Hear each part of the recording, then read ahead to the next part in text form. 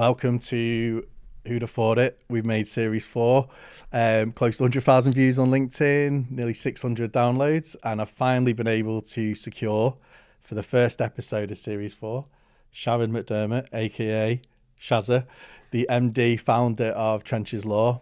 Anyone in our industry, ranging from altnets to wholesalers to resellers, associate Sharon with two things: super nice, genuine person and a absolute wayleave leader. So I'm really excited to get into this. Obviously, we've got to get through the bits of why did you start your own business, and also why did you move from Liverpool to Hampshire, and we'll cover a lot of that. So thank you very much for watching. Hope you enjoy. I'm glad you're wearing that dress, because I was going to wear something similar.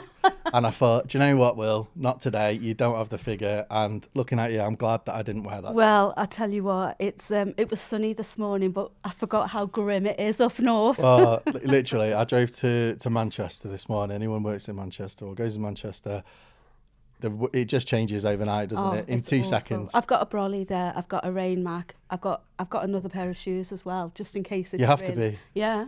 You can have sun in the morning, snow in the afternoon, rain at night, and that's how we. Yeah. I think that's why we're always so happy, because The Northerners. Yeah. Yeah, and hard as well. Very you can well. put up with any weather. Yeah, I accept myself. I'm probably, as my wife would say, soft as anything. A lot of people don't. I don't think you'll even remember this. So I'm older than you. Listen, you look younger though. Your wife's trained you well, hasn't she? No, my wife's the reason for my grey hairs. I remember your name at Virgin, because we both at Virgin at the same time, but you were significantly higher up than likes of me. Selling broadband didn't really need legal expertise, and which was I was doing. But I knew your name because there's always deals being announced and things like that. But shortly after that, I was working for ITS, and I used to use LinkedIn for personal work and use it for everything. And I put a post, Darcy, my eldest, who's now 15, wow. which is crazy. She was due to go to primary school, and as probably a lot of parents get, wasn't her first choice. Sorry, you live 0.2 meters outside of that area. Yeah. So I put a LinkedIn thing up because I was complaining. You reached out to me randomly and said, I've seen your post, can we help pro bono? Like, I want to get involved. And I was a partner account manager.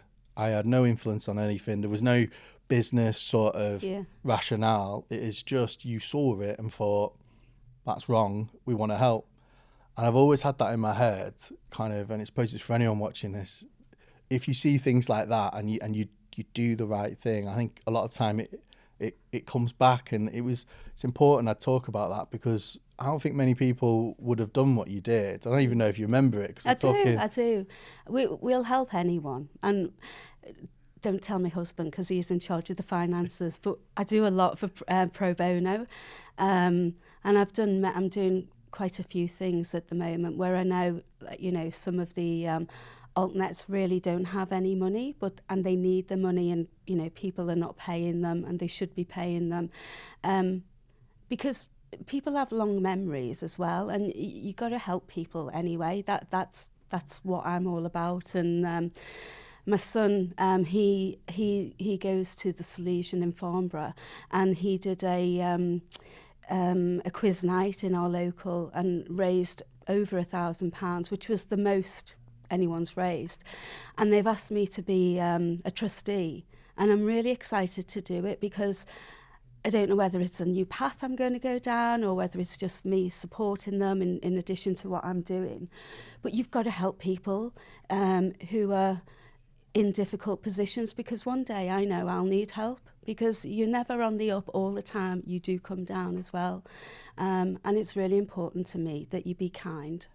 Yeah, I agree with that 100%. I think it's always a lesson, isn't it? So there was a Will Smith thing saying once, be kind to the people on your way up, because you'll meet them on your way down, and all that kind of stuff.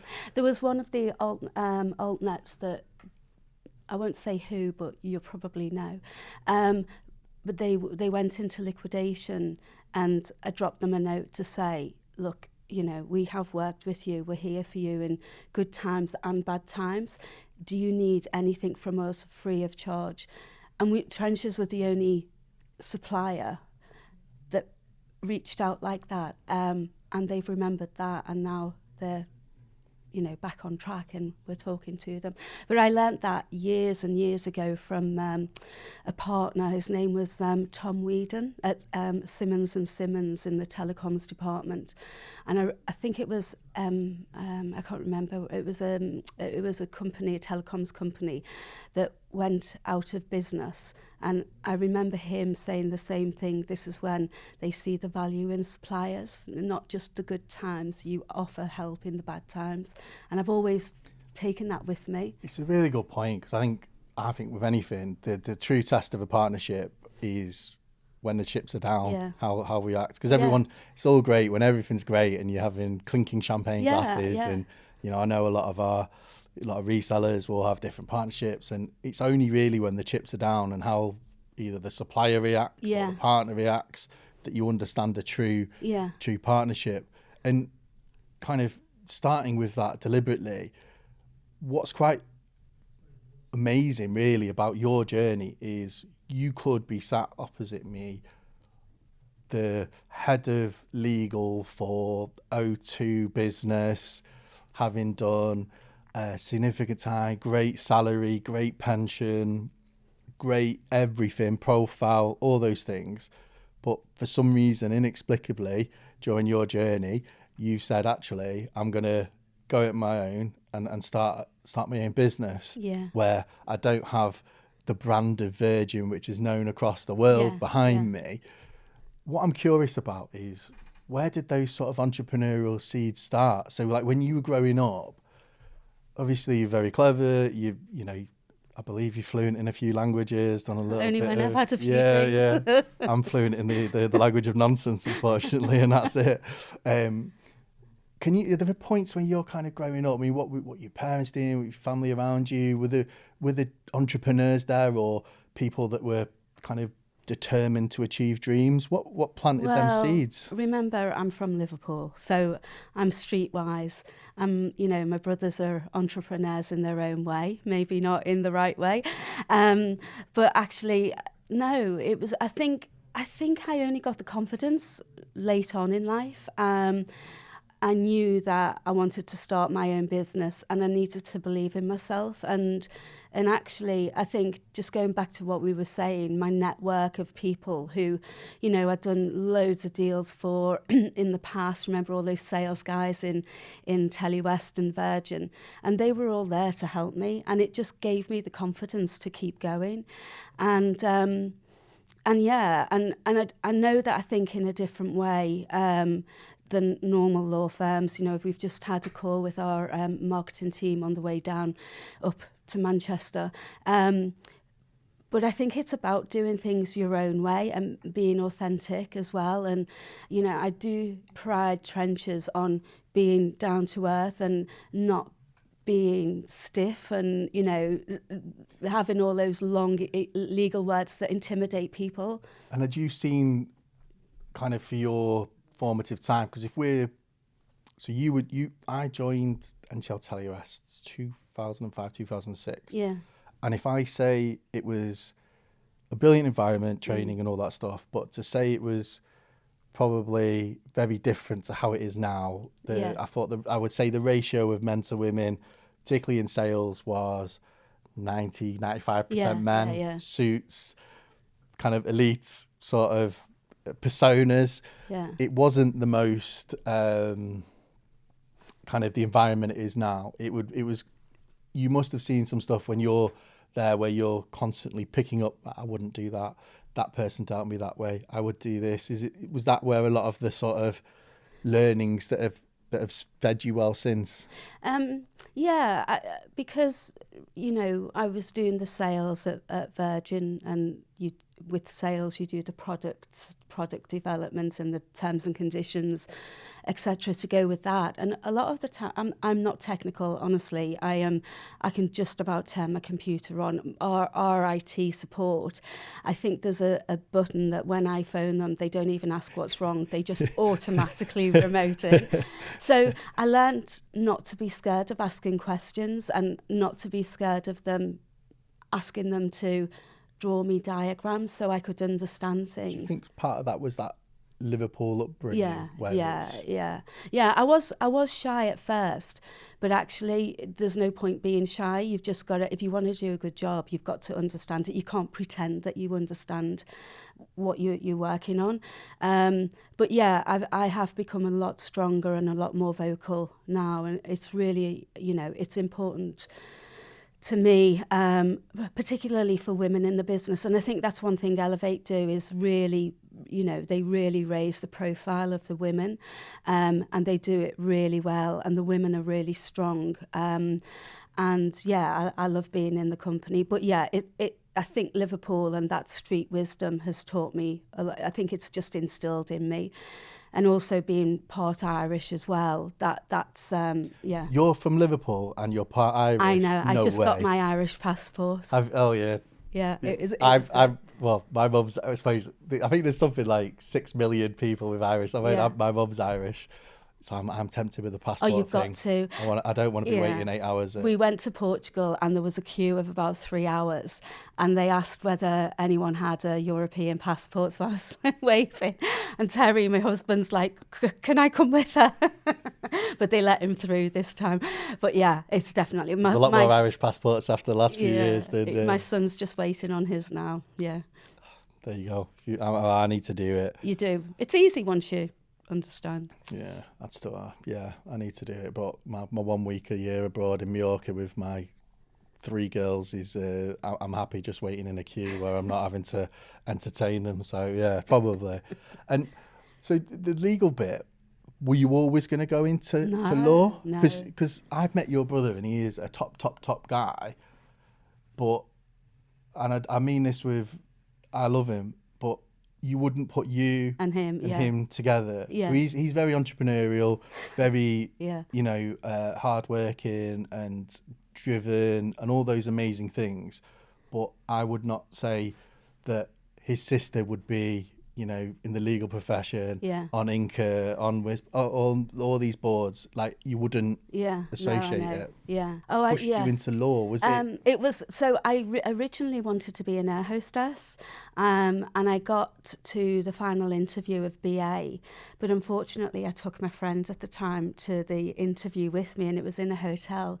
So she was waiting at the bar for me with a glass of wine every time there was a break. So yeah, I got through, and then I think they thought, no, she's not for us. So then the exits are everywhere. I was heartbroken. And had that been kind of, this is what I want to do, be air hostess, that's going to be... Yeah, because I spoke the languages as well. But then I went temping, actually, in Cable Northwest, and I met... the UK Fibre Awards on Thursday night, just gone. I met Ian Fishwick, who was the MD of Cable Northwest. So 35 years ago, the last time I saw him. And in Liverpool, it was first time round, they were building all of the, or digging all of the cables for cable TV. And I think everyone in Liverpool, bar a few, were falling down the trenches and injuring themselves. So we got all of these personal injury claims in, and I ended up having to manage them and work with the insurers' solicitors to defend them and get all of the evidence and what have you. And I thought, I really like doing this, and I loved the solicitors and how they were dealing with it. So I decided there and then that I was going to convert my language degree into a law degree. So I did that, and then I went to Berryman's Lacemore in Liverpool for a year, and then came down south to Telewest then as a paralegal, and then from there I qualified as a solicitor. So it was a lot, and I didn't do it the normal way, and I was, you know, quite late when I qualified. And that's really important for me, for young people to know that you don't have to do things the normal way. There are different routes to be what you want. You don't have to do that normal route. It's a really good point, and I see it with kind of entrepreneurs, and you know, I'm even on the chat with my daughter at the minute. I don't know what I'm going to do at college, and I'm like, it doesn't, like, do things you want to enjoy, but you know, life will take you in different angles. So I guess the first thing is moving from Liverpool down south. How long did it take for the family to speak to you again? Were they a bit, Sharon's left us? Well, it was quite funny because at the time, my mum, thinking she was being helpful, got a load of carrier bags and put all my bras in one and stapled bras on the front of the carrier bag, knickers on another, knickers. And I went with a load of carrier bags down south. And actually, I found it really quite hard at first because I really did miss... Where were you living when you went? Were you kind of... In Biggin Hill. I went to Biggin Hill because... I met someone as well, didn't last very long, but that was a good thing. And we were working in Woking, so it was a bit of a journey. And I really missed Liverpool, but then I got used to it, and you know, the family come down to see me and they think it's a big holiday. They still think I live in London, I live in Hampshire, but they think it's like a holiday for them. So it's really nice. So yeah. It's good that, and I think it's obviously helped you as well, kind of coming out of your comfort zone, because again, like, you can see a thread where Virgin, you could have stayed, still be there now, but you came out of your comfort zone. Liverpool, a lot of people, because it's an amazing city and there's so much going on, stay in and around Liverpool their whole lives, and they're very, you know, like Manchester's a long way. Conversely, a lot of people in Manchester. So to do that as a, you know, young and starting your career it's a big jump. Yeah, it was tough, and you know, I missed my family, and I've got 3 brothers and missed them, and but you've got to do what you want to do. You just knew this makes me happy. This is what I want to do. Yeah. And things worked out in the end, and I think things always do work out as long as you've got a good heart. Things always will work out. So you kind of progressing through Virgin, so you're helping on bids, then you were kind of, we touch on, so anyone that follows Virgin will know there was a not insignificant investment, Project Lightning, where thousands and thousands of property, kilometres, fibre build, network expansion. You had a team of close to 200 people, and you'll have gone from, if you think, and this is probably the bit sometimes that I find amazing.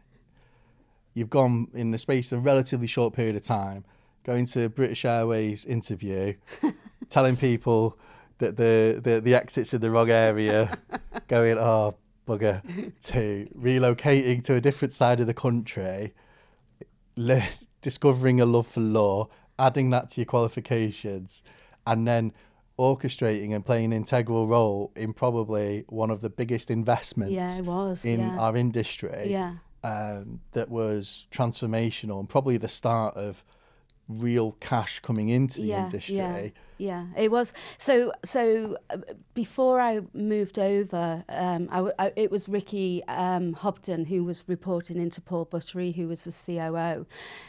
So before I left legal, I was in, basically I was the head of legal for Paul Buttery and his SLT.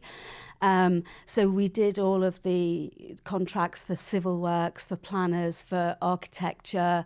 There was a lot of 2P going on at the time, call centres offshore. So we did all of those. And then I moved over and we amalgamated all of the wayleave teams, and looked after the statutory and the compliance. I think that was because of my legal background. And I think it was just because of your legal background? I don't know, to be honest with you. I think so. I don't think it was just because of your legal. No. Being an expert, something's great, but being approachable and being able to translate it into a digestible way, particularly for people like Paul Buttery at the time, Yeah. they don't have time to kind of focus on an individual that's thing. right. They need that person's got their shit together. I'm gonna fix that. Wayleave. I need wayleave. Sharon, there. They're kind of decisions at 100 miles an hour that you're probably doing now as an MD. And it's interesting kind of being moved from one bit to wayleave, which, you know, we had Darren Zitron on talking about wayleaves and, you know, kind of segueing a little bit. But wayleaves have always been, as a salesperson, the bane of our lives. We hate them. We don't know why they exist. We think the landlord's being unreasonable. We think they shouldn't be there, and it's prevention. And if there's no wayleave, it's... And he kind of opened my eyes a little bit, saying, well, actually, the landlord, for example, on an MBU, a multi-business unit, or multi-dwelling unit, whatever it may be, that asset's worth millions. They need to be dealt with in a particular way that understands that this is their asset and you're not going to bosh it around in sort of Will Goodall terms. And I kind of went, well, actually, if I had that. I disagree with that. Do you? No, completely, Go on. Because I think it's really important that any tenants, whether they're residents or, you know, business tenants, that they have the right to choose whichever broadband provider or other telco service that they want. And I don't think it's for the landlord, and it's certainly not under the Communications Act either. I don't think it's for the landlord to dictate which operator or two operators are in the building. So, for example, with the old copper, you know, in London, I'd have clients from trenches, and they wouldn't let in any of the alt nets because they had open reach copper, and it was just so outdated, and it wasn't doing what the tenants wanted, and they couldn't. Do you see a lot of that then? Yeah, 100%. Still see it now? Yeah. And there is a provision in the Communications Act. I can never remember it. I think it's 134 or something like that. I think it's 135. Oh, is it? Yeah, not a problem. God, I tell you what, I've taught you well. Yeah, so you and for anyone watching, I don't know, by the way. It says that a tenant should be able to choose whichever broadband provider it wishes, and to the extent that the landlord says no, that decision is void. So, you know, there is a recognition that the and it you know, it's just really important for businesses nowadays to have fast broadband. So I do appreciate the fact that the building is the landlord's, and believe me, the landlords are very well indemnified in those agreements if anything were to go wrong. But a lot of it is passive. You know, it's not like they're building water pipes under the building or anything. They're just trying to get in to provide a broadband service. So, and there's a lot of things that the operators can't do under those wayleaves, and that's accepted. So yeah, don't get me on that topic. You've easily swayed me now. I'm back. Darren, you're wrong. As a salesman in me's coming back out. And then obviously this is the bit that I still don't understand. So help me with this.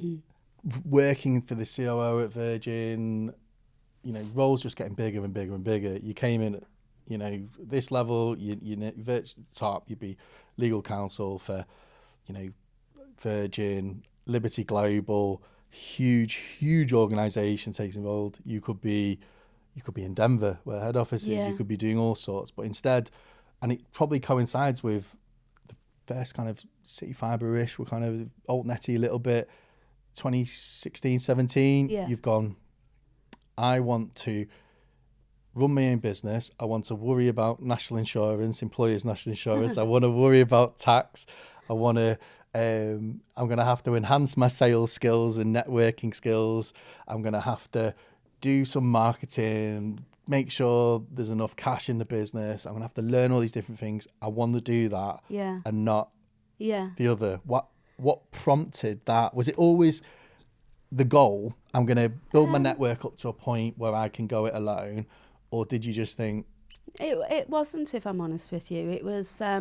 things were changing at Virgin at that time. So Paul Buttery left. He was a a very intelligent, great man in my books.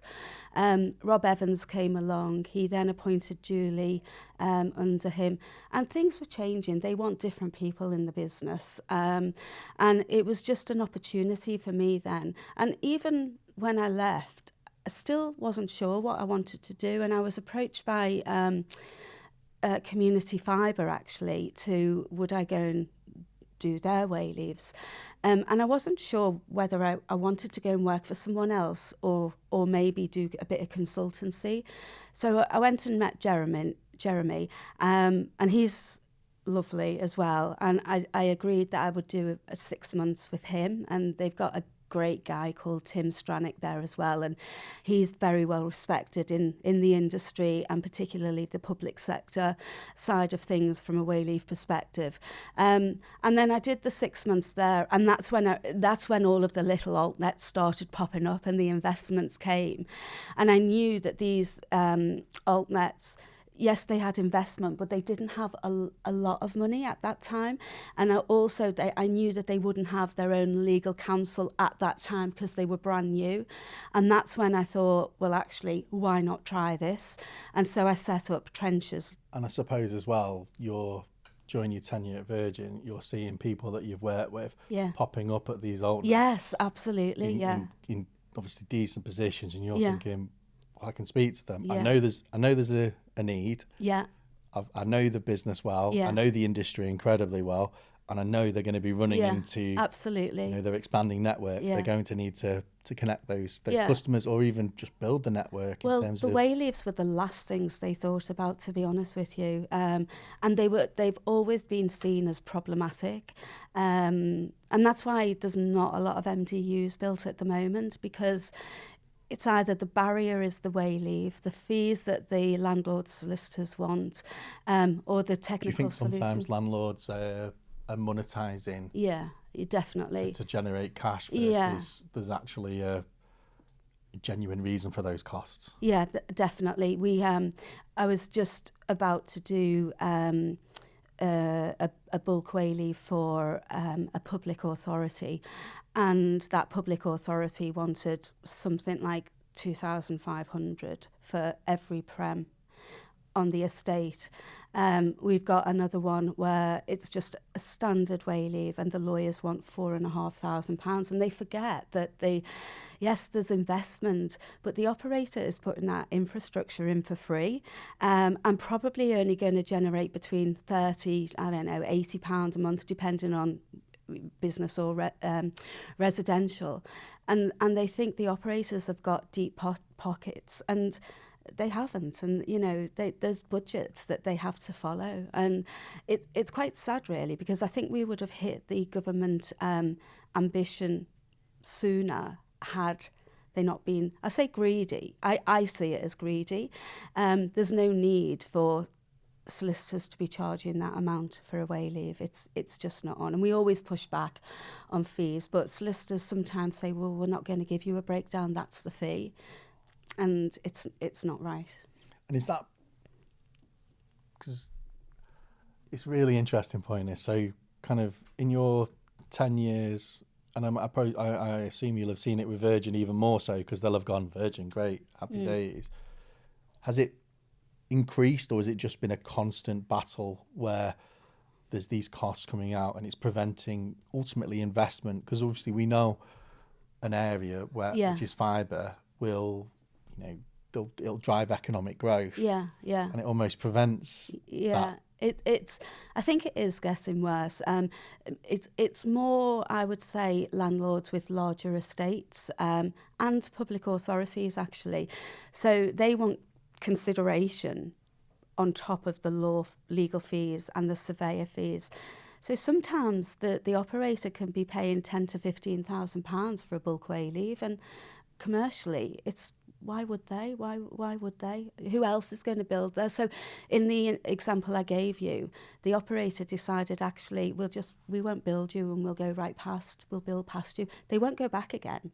So, they're not doing the residents any favours. It's a bit like, and anyone that's done this journey will know the house. If you go from Manchester to Yorkshire, there's a there's the motorway, and there's a white house in the middle where the story is the owner wouldn't move, was offered a lot of money. No, I'm staying here. So they went, right, we'll just go round you. Yeah.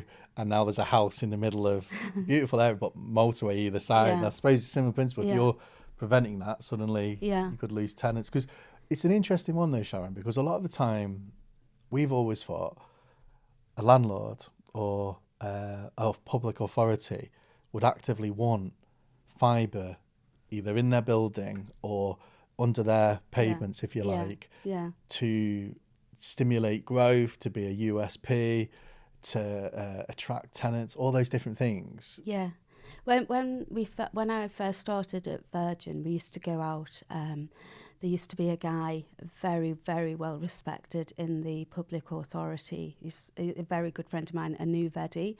And we used to use him to get us introductions into housing associations. And at first, really, they wanted to see what the value for money was. And it was more about giving people maybe who haven't got laptops, maybe 1 or 2 laptops in the community centre or the library, or being able to teach them digital skills. And we used to talk about having the broadband, it would put on, I can't remember now, it was about 5, 7, 10% of the value of a property. But then I've seen the change where actually they want the hard cold cash. So and I think it's unfair for tenants and businesses. And you kind of, with the, I guess, the way you said there in terms of being introduced into opportunities and things like that, obviously when you started Trenches, you'd worked with salespeople and supported on deals and things. How did you build your initial customer list? Was it through your black book, if you like, where you saw that need? And my next question to that, it's logical, is at what point then were you working with those people and you realised, right, Sharon, you need to really push out to market and not hustle, but, work on this sales strategy for my business? You'd get a lot of help from the likes of Anu. The sales guys were really helpful, and to be honest with you, the sales guys, we always think sales guys, all they want is the commission, but actually they were quite helpful, and the tenants are helpful as well. If they want, so it really helps if an operator has got a register of interest in the service, because the tenants can help you push the landlord and get the landlord to speak to you. But it was about the black book and networking, really, and really understanding what the landlords want or didn't want. And I think it was really important, and I think this is why we were quite successful, that we were very courteous with the landlords. So yes, we'd get the wayleave, but we'd book an appointment, for example, for the installers to go in. We'd ask if was there a car park. We'd make sure that they had, covers over their boots, just to make sure that they weren't, dragging mud up the carpets. But that was the way you were raised and the way that you've always been. That's almost been a superpower in an industry where it's, no, you need to do it. Kind of macho sort of approach. Just we've got it now, we don't need to speak to you. And really phoning up afterwards and just making sure everything was fine, because they'll remember that. It's that's a really important aspect, I think, for landlords. Drives a lot of referrals, I imagine. Was there a point with Trenches, because you've got employees, you've got office and all these things, what was it like hiring people? Oh, God. Sharon's moved from Liverpool. She's gone to Hampshire. Family, brothers are away. Hiring people. For the first... How did you deal with that? Because you business is obviously growing. How did you react? How did you deal with that? Was that...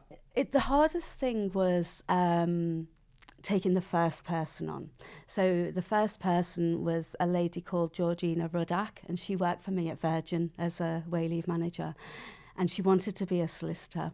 Anyway, we took her on, and I mean, she was great. She's a qualified lawyer now. But that was the hardest thing. But I'll always remember we went to my mum's for Christmas, and Terry, who worked at Virgin as well, he was at wholesale, in wholesale. And I remember being in my mum's, and he actually resigned from work without telling me to come and join me. And my heart sank, and I thought, oh my God. Was this, had you hired the first hire? Or I'd hired George, and then he did that. And my heart sank, and I thought, oh my God, what has he done? We need two incomes here, because I'm not sure how it's going to go. But it worked. But yeah. That's some vote of confidence. Yeah, it was. Because again, similar to you, he could quite easily have stayed and, you know, kind of either stayed to the point where there was an option for redundancy and got a significant payout, or just carried on and then done the telecoms dance with different ones. But he's seen something in you and your business. Yeah, I hope say, so, I want to be. I think he has, yeah. Yeah, and he looked after all of the wayleave. So at the beginning, he had all of the wayleave teams, and I just had the legal people. I don't think I'm a great manager, because I like to just get on with the work, whereas he was very good, and we had HR, and you know, we had a structure in the wayleave side of things. So yeah, that went really well. And then the investment sort of recently stopped, but we're now seeing things pick up again, and we're talking to quite a number of potential clients or people that we've worked with in the past. It's that scary time, isn't it, when you started a business? I'm fortunate to speak to so many business owners like yourself, where they're growing, and it's almost like there's a little flame, and you're kind of you want it to grow, and the wrong hire in the early days could extinguish it, and all those amazing relationships you've built with customers, partners, suppliers and all that can be, or the right hire, and you start throwing more fuel on it. And it's an amazing story that you're part of going, right, do you know what, I feel this is for me. So how did you negotiate salary? That's the key question for me. I didn't get involved in that. I left that to HR and Terry. I just looked after the legal people. You can don't pay him more than me. I'm taking out, and he needs to be on. No. It's good having someone you trust, though, implicitly. I think I was speaking to different, and there's always kind of, not a double act, that's the wrong, because that kind of brings up comedic. Yeah. But having two people that balance each other out. Yeah. A lot of entrepreneurs need kind of that organised, definitely, focused, because you're thinking, I'm already thinking 3 years' time. You know, we've got plans. We're just about to launch a subscription service, actually, because of the economic environment, a lot of the managed service providers, resellers, WISPs, they just don't have the cash flow to pay for legal support. So we're just launching a subscription service over 12 months, and they can choose which layer they want. And then, I'm looking ahead, want to go to America, in Ireland, potentially in Germany. And Terry is the one who has to take those slow steps and get everything lined up, because I'm way away. Because it's interesting, isn't it? Because I think sometimes if there's two Sharons, then nothing would get done. And potentially you kind of go, yeah. But then if there's two Terrys, the other, exactly. you're kind of edging forward. So having the two together, it's important, work. isn't it? I think we in a learned partnership. very quickly that we couldn't argue in front of our staff. What do you do when because you know, like I was growing up, my parents would be like, mustn't argue in front of the kids. Yeah. So they go downstairs, and you'd be like, they're arguing. It was hard. Have code words. Yeah. No, we learned very, very quickly that we couldn't have digs at each other. I mean, there'd be, I don't know, we only had about 9 people then. But yeah, we learned very quickly that we shouldn't do this. And we've been helped. We've had coaches each, and I've still got a coach now. It's in like a development, like a leadership. Yeah, exactly. I think that's really important as well. But yeah, we spoke about it, and we don't do it now at all. And how do you, I suppose, how do you turn home and work not into work 24/7? Yeah. That must be really difficult at the start, maybe, or are you able to, as soon as you get through the front door, Yeah. fish fingers for two? What are you doing this weekend? We do. We go to the pub. Terry will give up drinking for say 10 weeks, which that bores me, but then I'll give up after his first 2 weeks, and then he'll go back on it. So we take the dogs for walks. We go to the pub. We've got a lot of friends where we live. We go in the hot tub. We'll do. And he's always got a project on. He's building a pergola at the moment with a load of flowers and our own vineyard. So Is that the inspiration from the Women in Channel event last year at the vineyard? You've gone, right, I like that, Balfour. I don't have as much land as the Balfour, but we can still do it. Yeah, that's the case. So yeah, he's nearly done that now. It'll probably be finished by the time I get home today. But yeah, it's quite easy, and we've got a son, and yeah, we have no problem in that at all. And then, obviously, and this is why I was nervous before, because I'm going on I've told you, so I'm going on a panel at Connected Britain on MDUs, and there's legal counsel and all these people, and I looked at it and I thought, intellectually I'm well out of my depth, and I know Sharon, she's really approachable, and I thought, let's do some research. And you've only gone and recently, was it the Oxford qualification? Yeah. Honestly, I recommend it to everyone. What made you kind of run your own business and go, do you know what, I need further, or I want further qualifications? And because we were doing really well. Goldman Sachs, yeah, the 10K small businesses. It's the best thing I've ever done. It is amazing, but we weren't really. We didn't really have a plan, and so I wanted a plan that we could implement and stick with. And we're both getting old now. Not you, me and Terry. No, I am. Don't worry. And so I wanted that plan in place, and I just learned so much and made so many friends for life, actually. And yeah, I came out with a 3-year plan, and it's the best thing I've ever done. It was brilliant. And it wasn't too time consuming, but it really opened my eyes, It's a big thing for a business owner to do that. A lot of times business owners, 3, 4, 5, 6 years, been successful, well known in the industry, to go, do you know what, I want to. Yeah. Well, you don't know what you don't know. That's the thing. And people can be really arrogant. I'm looking at the city law firms, and I'm thinking, how on earth have they done that? And we've got a different market. We're a small law firm, but how did they do it? Probably with a lot of financial backing, probably.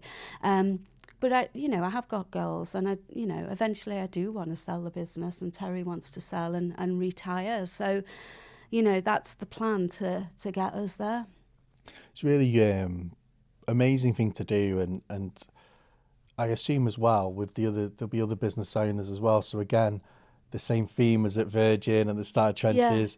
The Black Book is there, and you're helping them, they're helping you, and I suppose you've got that collective aim, which is good for business, but also from a personal point of view, I imagine it's quite inspirational where you've got people to bounce ideas off. 100%. So they take 72 people each cohort, and there's 2 cohorts each year. There must be thousands and thousands and thousands. And it's in America, it's in France, and once you do it, you become part of that alumni network right across the world.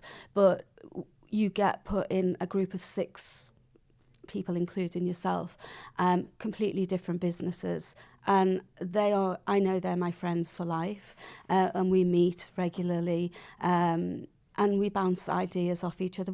They help each other. I help them. They help me, and just a real shoulder to cry on, because they go through the same things. It's just because I do law and one of them owns football camp over in Manchester actually, and one of them gets student data, and one's got wine shops and whatever, and one's a growth expert. They have the same problems. It just doesn't matter which industry you're in. That you come up with the same problems. Yeah, I think that's I always say unfortunate when I sit opposite entrepreneurs with businesses, it's a lot of the time you're in your bubble, and you don't think that the things that are impacting you are also impacting other businesses. Because when we do events and you'll have business owners speaking together and they're like, bloody hell, Sharon, I didn't realise you had that problem with X, Y, Z. I have the same thing. I thought it was to do with me or my style of leadership or our aims as a business. It's actually, relief to almost talk about it. Kind of fast forwarding a little bit now. So we've got obviously COVID and the alt nets kind of exploding, billions and billions of pounds coming into that. From a wayleave perspective, there's been some topical things to talk about. Obviously, we've had, I think, what we're talking about now, there must be the vast majority of certainly cities with fibre and kind of all those good things. There have been instances where some altnets have perhaps not used a Sharon and kind of said, well, wayleaves is fine, we'll just crack on. And there's been fines and things like that. Your view on the market as we look at it now, how do you see that kind of playing out? Do you think altnets are going to be a little bit more rogue, or do you think actually wayleaves is this more solid way of growing a business through the proper channels? So my take on it is that, we deal with trespass anyway. If you haven't got a wayleave, it's a trespass. So we will help companies who have innocently trespassed, or purposely trespassed for that matter. But I think that, eventually these altnets are going to either sell or amalgamate, and the wayleaves are really the security of the network in the ground when it's on private land. It's that asset, isn't it? It's an asset, yeah. People will be, when the due diligence is being done, that wayleave needs to be with the as-built. You do retrospective wayleaves as well? Yeah, you can. So retrospective, where there's a trespass, we tend to go retrospective and forward in perpetuity if we can. But yeah, it's the asset and it goes alongside the network. So I think if it were me, it would be really important to do things properly. But I understand that there are commercial decisions to be made as well, that actually the budgets might not stretch.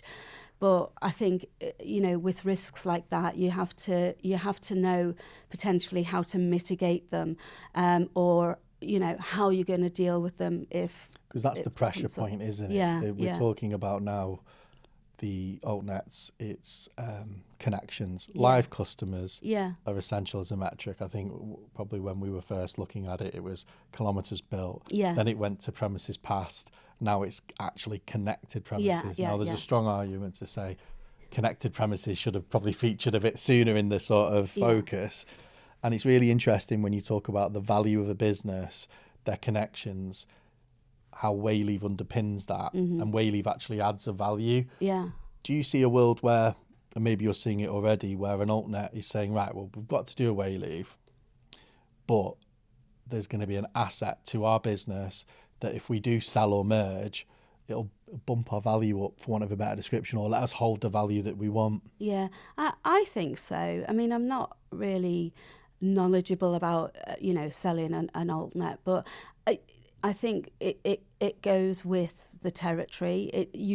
That there is no trespass, so therefore there's no liability coming your way.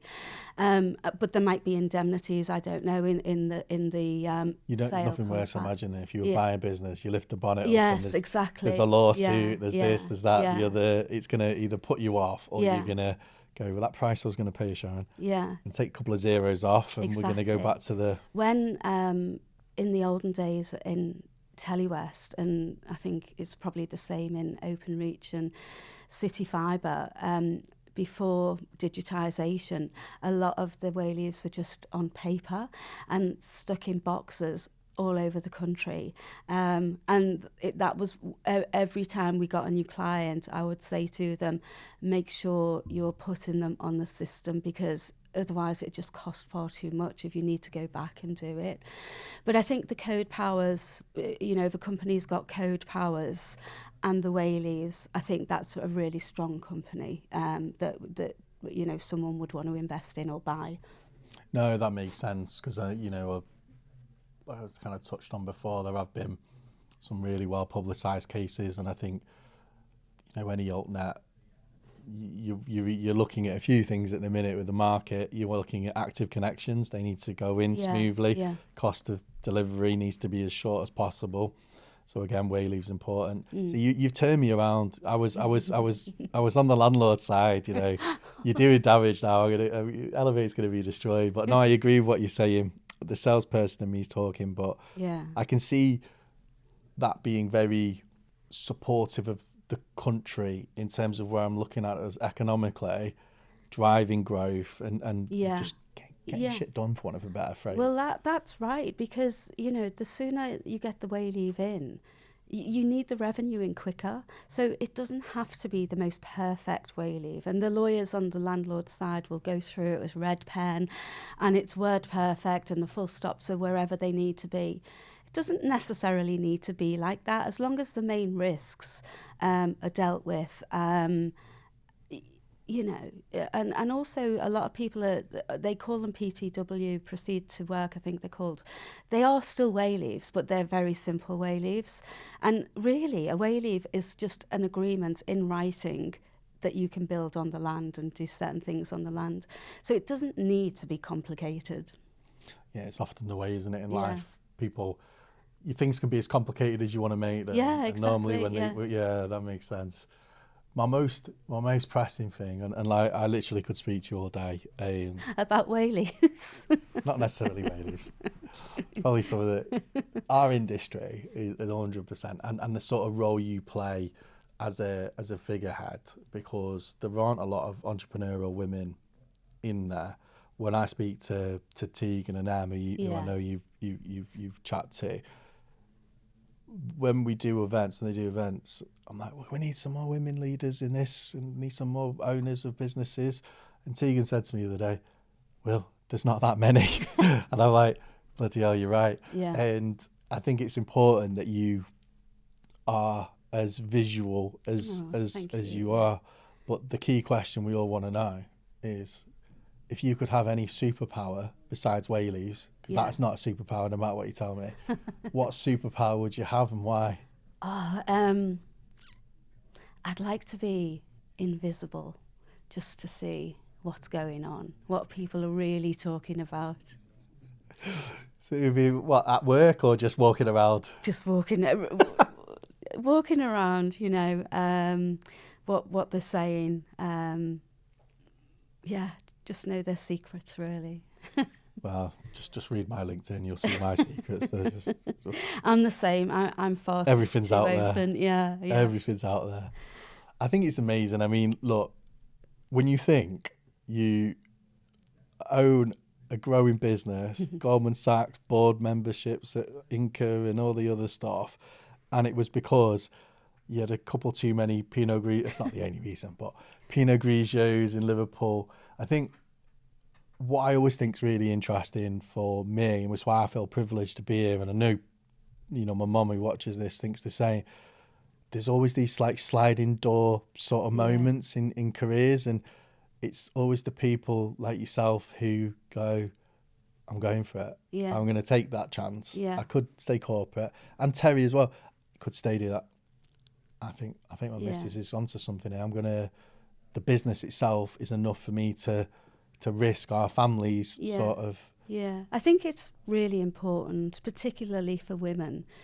Just go for it. You've only got one life. If it doesn't work, so what? no one's going to laugh at you. It's like, just go for it. You can always go back to a job if you've got the idea. It's hard. It's just having that idea. But it's I have this chat with Avon, who's she's doing amazing things at Virgin, and she's on a few panels now. And I remember speaking to her a few years ago, and there was a account director job, and I said, she won't mind me using this example, you should go for it. No, I can't, because I don't tick every single box.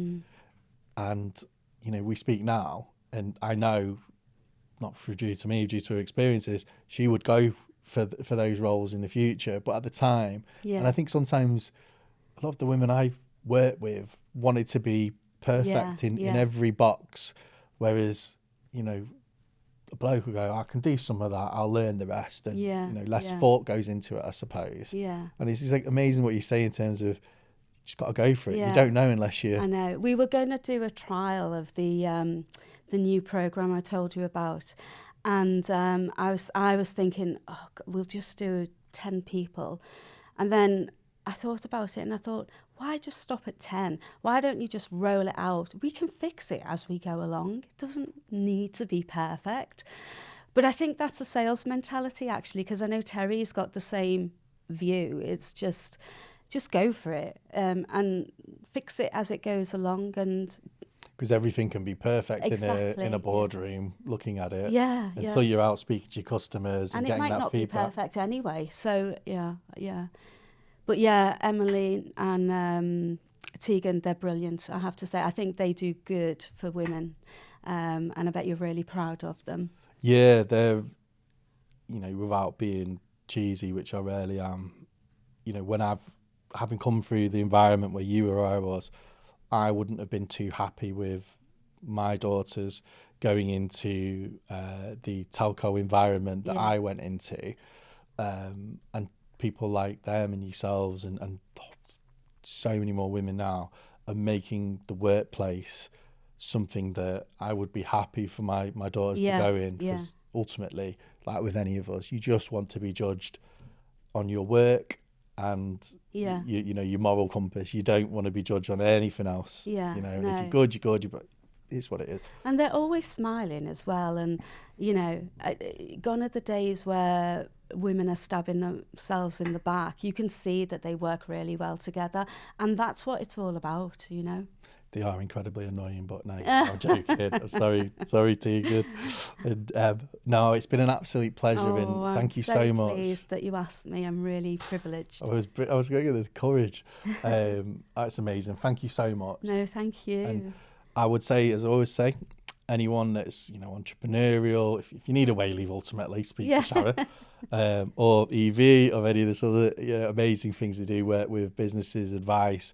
I know Millgate Connect have reached out, and you've helped them, and Claire, their MD, was beyond praising Trenches. Great, I think you'll probably bump into her at the event. Oh, good, coming up. But also on your journey and things like that, Sharon's someone that I would hugely recommend to reach out to. Oh, thank you. And obviously support her charities as well. Yeah, thank you. Thank you very much. Cheers, Shazza. Thank you.